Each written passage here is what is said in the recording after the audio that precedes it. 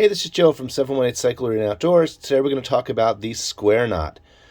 The square knot is a knot that has about 4,000 years of history and was called the reef knot for many years. The first use of the word square knot shows up in around 1840. The big thing with the square knot is it's an iconic knot. It shows up on Boy Scout badges and all kinds of stuff. It's the knot that people are familiar with in terms of nomenclature. It's a knot used to join two ropes together of similar diameter that are securing something down. It's not meant to carry weight, and it's not meant for a rope that bends out of it. It's meant as a finishing knot or a knot, again, to secure things in place. So the way it goes, we have two knots here. We have red and we have blue. There's a little rhyme, right over left,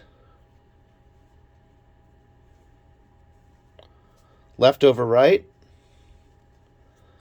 makes a knot sturdy and tight.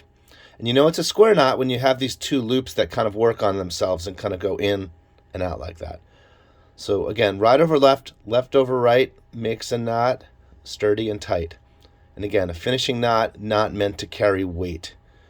All right, again, thanks for watching and stay tuned for our next one. All right, bye now.